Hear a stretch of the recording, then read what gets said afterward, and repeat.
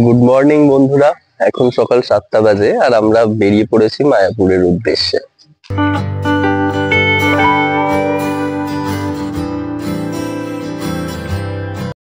আমরা চলে এসেছি বিধাননগর স্টেশনে। এখান থেকে 8টা 1-এ ট্রেন আছে। এর আগেও অনেকগুলো ট্রেন ছিল, তবে এই ঠান্ডায় এই ট্রেনটাকেই বেস্ট মনে হচ্ছে। চলো তাহলে কৃষ্ণনগরে গিয়ে দেখা হচ্ছে। নমস্কার বন্ধুরা, ঘোরাফেরার নতুন ট্রাভেল ব্লগে আপনাদের জানাই স্বাগত। বছরের শুরুতেই আমি চলে গিয়েছিলাম মায়াপুর দর্শনের উদ্দেশ্যে। কৃষ্ণপ্রেমীদের জন্য উপযুক্ত জায়গা হলো এই মায়াপুর, যেখানে তৈরি হতে চলেছে বিশ্বের সবচেয়ে বড় হিন্দু মন্দির। আজকের ভিডিওতে থাকছে কিভাবে মায়াপুর পৌঁছবেন, ঘুরবেন, খাবেন, থাকবেন কোথায়, সমস্ত গুরুত্বপূর্ণ তথ্য। শেষ পর্যন্ত সঙ্গে থাকুন।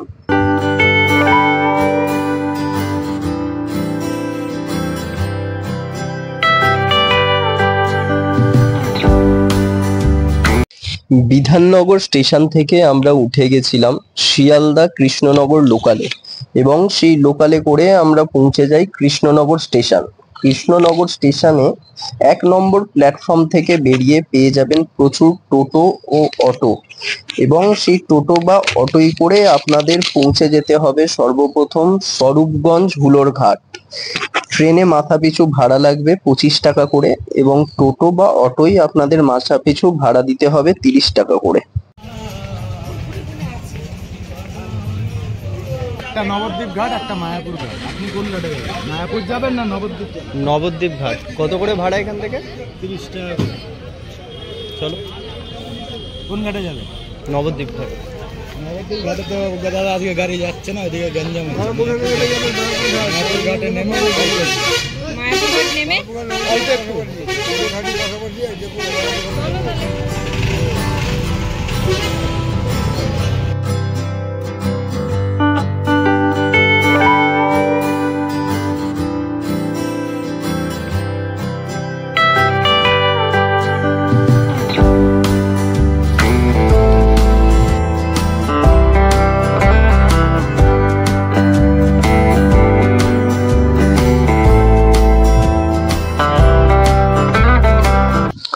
স্বরূপগঞ্জ হুলোর ঘাট থেকে মাথাপিছু 3 টাকা বিনিময়ে আমরা পৌঁছে গেছিলাম মায়াপুর ঘাটে। মায়াপুর ঘাটে নেবে সেখান থেকে 10 মিনিট হাঁটা পথে আপনারা পৌঁছে যেতে পারবেন ইস্কন মন্দিরে, এবং টোটো করেও যেতে পারেন। টোটোই 10 টাকা করে ভাড়া লাগবে, তবে আমরা হেঁটেই গেছিলাম। ঘাট থেকে বেরিয়েই সোজা যেই রাস্তাটি চলে যাচ্ছে বহু টোটো এবং মানুষের ভিড়ের সাথে, এই রাস্তাটাই সোজা গিয়ে আপনাদের পৌঁছে দেবে ইস্কন মন্দিরে।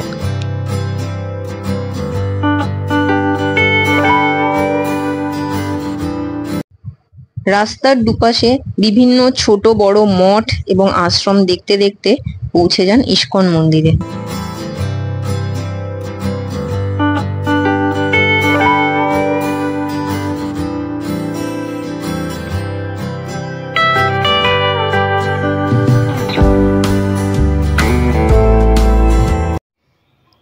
মন্দিরে পৌঁছেই সর্বপ্রথম যেটা আপনার চোখে পড়বে তা হলো বিশ্বের সবচেয়ে বড় হিন্দু মন্দির, যা এখনো নির্মীয়মান। তবে যতটুকু তৈরি হয়েছে ততটুকু দেখলেই মন ভরে যাবে।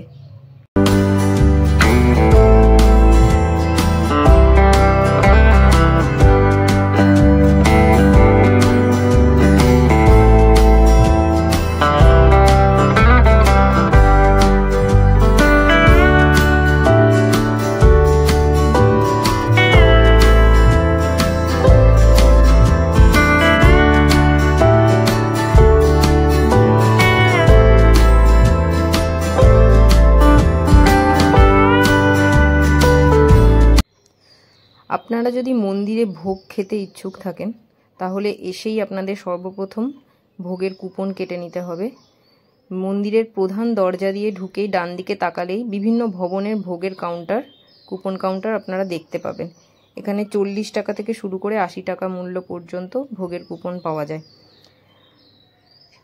ওখানেই আপনারা ভোগের মেনু এবং কোন সময় ভোগ দেওয়া হয় সমস্ত ডিটেলস পেয়ে যাবেন। আমরা নামহট্ট ভবনে 50 টাকা মূল্যের কুপন কেটে নিয়েছিলাম।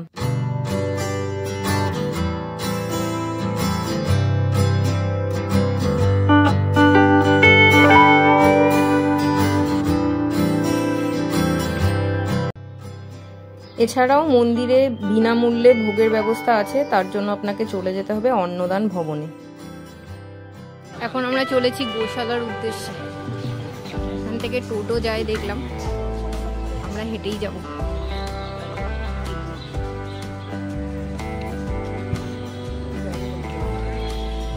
এত সুন্দর চারিদিকে গাছপালা, তো হাঁটার সুযোগ পাওয়া যায় না খুব একটা।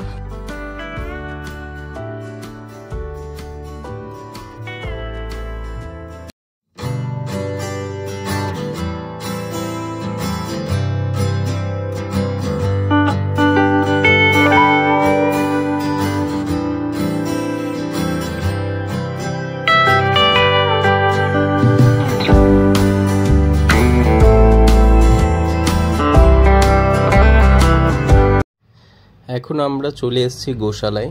গোশালায় ঢুকে সামনের এই সিঁড়ি দিয়ে উঠে আপনাদের পৌঁছে যেতে হবে যেখানে প্রায় 100টিরও বেশি গরুদের লালন পালন করা হয়। এখানে আপনি দেখতে পাবেন খুবই সুন্দর সুন্দর গরু, এবং আপনি নিজে টাকা দিয়ে খাদ্য কিনেও এদের খাওয়াতে পারেন, সেই ব্যবস্থাও আছে। আমরা ঢুকেই প্রথমে কিছু গরুদের আদর করে দিলাম।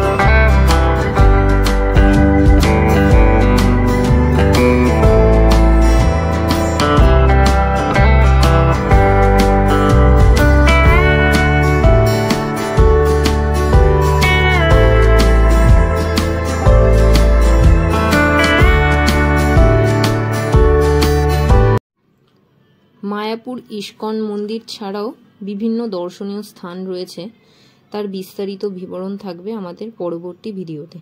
ভিডিওটি ভালো লাগলে লাইক শেয়ার করবেন এবং চ্যানেলটিকে সাবস্ক্রাইব করে পাশে থাকবেন। দিনটি আমরা শেষ করেছিলাম মায়াপুর চন্দ্রদয়া মন্দিরে সন্ধ্যা আরতি দিয়ে।